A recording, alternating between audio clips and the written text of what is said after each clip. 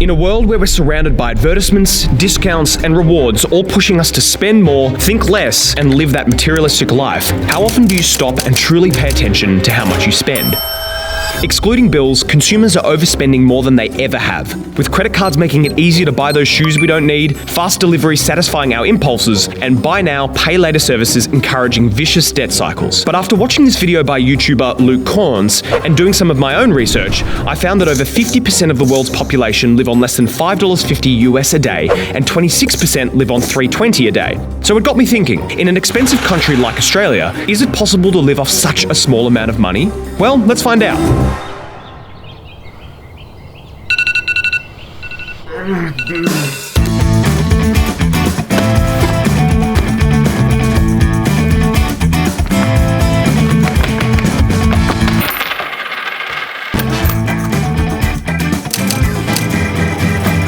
This is all I've got to work with for today and every day of this week. And this money is going to be going towards things that I need to survive, which is basically just food. All additional utilities like showers, cooking, and transport are going to be kept to an extreme low or as low as I can possibly make them. So with that said, let's get the day started. Oh, and if you haven't already, don't forget to like this video and subscribe to the channel.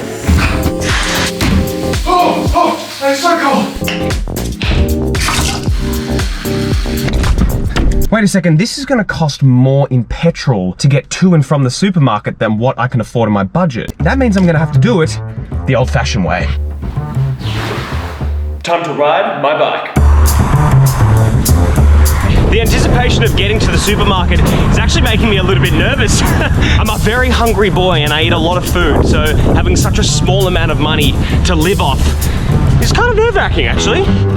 But as I entered the supermarket, I had the sudden realization there was barely anything I could afford. I'd never really paid attention to how much products cost before this challenge and realized everything was so expensive. In fact, the only thing I could afford was packeted chicken soup and also a bean mix. No thanks. So the average Australian's grocery shop per person per day is $20.40. So I have 15% of that, which is next to nothing. Cheapest supermarkets. So the cheapest supermarket apparently is Aldi, but that's 8 kilometers away. And I haven't eaten anything, so I think I'm just gonna have to go and cop the price of a banana and worry about the consequences later. 67 cents for a banana. Man, I'm gonna have to be really strategic about this. That was a good banana.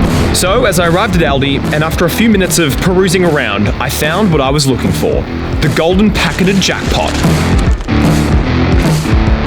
We're gonna eat tonight. Between chicken noodles and tin tuna, that would hopefully sustain me for the rest of day one. Thank you so much. And to be honest, I was so hungry that I could have eaten anything.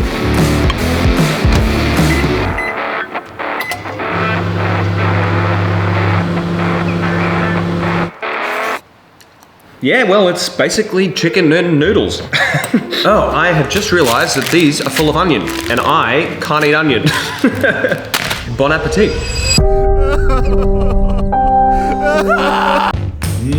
All this delicious food. And I've got some 2-minute noodles and half a tin of tuna. Yeah, I think I'm gonna have to go and eat something a little bit different tomorrow. All right, I am starving. It is 1 p.m., which officially means it's time to cook the pasta like my nonna. Did you know that for only $1.70 you can cook the most delicious pasta sugo that would make your nonna proud? Well, let me show you how to cook it. So you need a cheap spaghetti, diced tomato, garlic, and a pinch of salt. First, you must chop the garlic. Now, if you don't have olive oil, like I do not for this challenge, then you can cook the garlic with a little bit of the diced tomato. So add the tomato and fry the garlic. Can you smell that? It smells so good. Then add all of the tomato, a little bit of aqua, pinch of salt, and cook for minimum 15 minutes. Then boil the water, cook the pasta, drain the pasta, plate the pasta, and bappa da buppi, you have a pasta sugo. I don't think Nonna would be too proud, to be honest. But actually, it's not too bad. So, day 3 was manageable. Oh, oats and water, highly unappetizing. Also... And day 4 was getting a bit better as I had the budget for a few vegetables.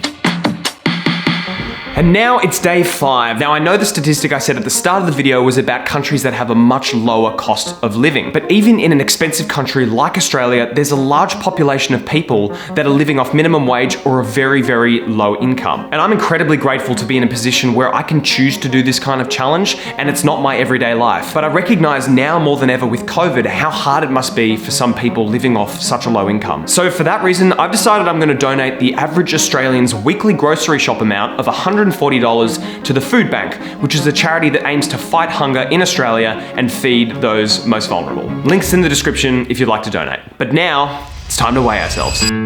Well, I lost just under a kilo of weight. Yeah, I'm not surprised I lost that weight considering I've been eating about 2,000 calories less than I normally do, and also eating not very nutrient-dense foods either. But if you want to, go and check out my full food breakdown with prices in the description below. So, was this challenge doable? Yes. Was it healthy?